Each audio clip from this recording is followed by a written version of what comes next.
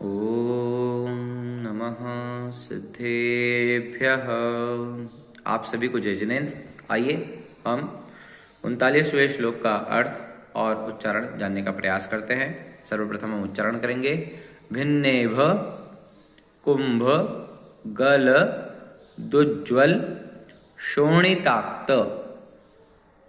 ताक्त यहाँ आधा क भी है। शोणिताक्त मुक्ताफल प्रकर भूषित भूमि भागः।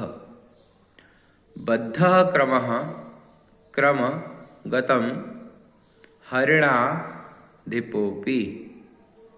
नाक्रामति क्रम युगाचल संश्रितम ते। ठीक है, इस प्रकार से इसका उच्चारण होगा। अर्थ जानने का प्रयास करते हैं। क्या कहते हैं आचार्य महाराज? पहले के श्लोक में आचार्य महाराज ने कहा था कि जो हाथी है, ऐरावत हाथी है, वह भी आक्रमण नहीं करता जिसने आपका आश्रय ले लिया।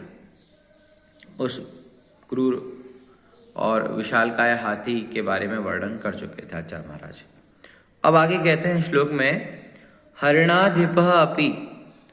हरिण मृग, हिरण जिसे हम कहते हैं सामान्य भाषा में, हिरण का अधिप यानी राजा भी, मृगराज भी न आक्रामति, आक्रमण नहीं करता। मृगराज भी आक्रमण नहीं करता। मृगराज यानी सिंह, शेर जो है वह आक्रमण नहीं करता। ते संश्रितम, ते यानी आपके, संश्रित यानी आश्रय ले लिया। जिसने आपका आश्रय ले लिया, न आक्रामति, आक्रमण नहीं करता। कौन? हरिणाधिपः अपि, हरिण अधिप यानी मृगराज भी, सिंह भी आक्रमण नहीं करता। किसका आश्रय ले लिया? तेने आपका आश्रय ले लिया। क्रम युगा चल। क्रम, क्रम का अर्थ होता है चलना, चरण, पैर जो है। तो दोनों युग यानी दोनों चरण रूपी अचल यानी पर्वत का, दोनों चरण रूपी पर्वत का संश्रितम आश्रय ले लिया। न आक्रामति, आक्रमण नहीं करता। हरिणाधिप अपि, सिंह भी मृगराज भी।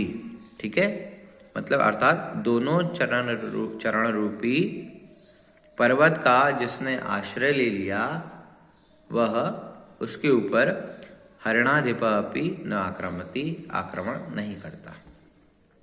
क्रमगतम, कैसी स्थिति में? मतलब सिंह के क्रमगतम, सिंह के पैरों के बीच में आने के बाद भी, सिंह दूर है तब की स्थिति नहीं, जब सिंह के दोनों पैरों के बीच में आने के बाद भी सिंह आक्रमण नहीं करता। क्रमगतम हरिणाधिप अपि, सिंह के पैरों के बीच में अगर कोई आ जाए और उस स्थिति में भी अगर उसने भगवान का चरणों का आश्रय ले लिया, तो न आक्रामति, आक्रमण नहीं करता। कैसे आक्रमण नहीं करता? बद्ध क्रमः, बद्ध ने बांध दिए गए, क्रम यानी चरण।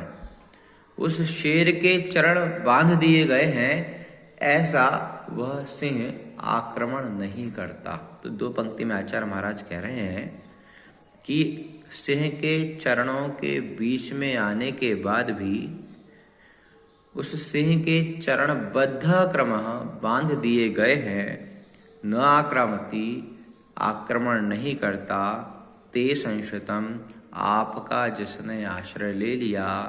क्रम युगाचल, क्रम यानी चरण, युग यानी दोनों, अचल यानी पर्वत, दोनों पर्वत रूपी चरणों का जिसने आश्रय ले लिया, उसके ऊपर शेर आक्रमण नहीं करता। ठीक है, अब सिंह कितना क्रूर है ये आगे की दो पंक्तियों बताते हैं। भिन्न एव, भिन्न यानी विदीर्ण कर दिया, चीर दिया हो। क्या चीर दिया? कुंभ गलत, जो मस्तक से झरते हुए।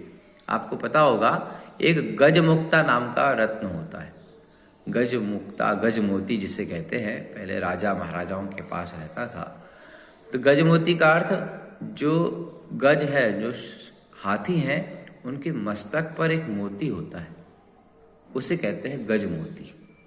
तो वो गज मोती भिन्नेव, भिन्नेव ने विदीर्ण कर दिया, कुंभ गलत मस्तक उज्ज्वल शोणिताक्त। जब विदीर्ण कर दिया है हाथी का मस्तक और उससे उज्ज्वल शोणिताक्त रक्त की धारा जो है वो बह रही है। मुक्ताफल, मुक्ताफल यानी मोती का, मोती प्रकरण समूह, मोती के समूह से भूषित, आभूषित हो गई। भूमि भाग, भूमि भाग पृथ्वी जो है उस मोती के समूह से आभूषित हो गई। अर्थात उस सिंह ने कितने सारे हाथियों के गज मोती को निकालने के लिए, उसे अलग करने के लिए उसके मस्तक पर प्रहार किया होगा। इतना क्रूर वह सिंह हरिणाधिपः भी न आक्रामति, आक्रमण नहीं करता। कौन सा शेर आक्रमण नहीं करता? भिन्नेभ कुंभ गल दुज्ज्वल शोणिताक्त।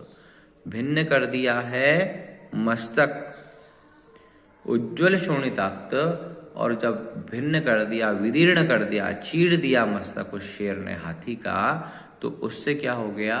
शोणिताक्त रक्त की धाराएं बही। और मुक्ताफल प्रकर, और जो मुक्ताफल गिरा तो प्रकर भूषित, प्रकर यानी समूह, उस मुक्ताफल यानी मोती के समूह से भूषित हो गई, आभूषित हो गई भूमि भाग। भूमि का भाग जो है वो आभूषित हो गया, मतलब कितने सारे मोतियों का, मोतियों से वो भाग आभूषित हो गया भूमि का। इससे अर्थ लगा सकते हैं कि वह सिंह कितना क्रूर होगा। तो ऐसा हरिणाधिपः, ऐसा मृगराज भी न आक्रामति, आक्रमण नहीं करता। क्रमयुगाचल, क्रमयुगाचल यानी चरण, दोनों चरणों के, अचल पर्वत, दोनों चरण रूपी पर्वत का संक्षतम जिसने आश्रय ले लिया। तो यहाँ इतनी सी बात आचार्य महाराज ने कही कि बड़े बड़े हाथियों के कुंभस्थल को चीर कर रक्त की धारा बहा दी और जमीन पर रक्त रंजित उज्ज्वल गजमुक्ताओं का ढेर लगा दिया। ऐसा अत्यंत क्रूर हाथी भी, ऐसा अत्यंत क्रूर सिंह भी आपके चरण रूपी पर्वत का आश्रय लेने वाले भक्तों को सामने देखता है तो शांत होकर वह किसी प्रकार का प्रहार नहीं करता। तो इतनी बात हमें यहाँ पर देख लेना चाहिए। इस प्रकार से इसका अर्थ हुआ। आगे के श्लोक और अर्थ को हम आगे जानेंगे। तब तक के लिए जय जिनेंद्र।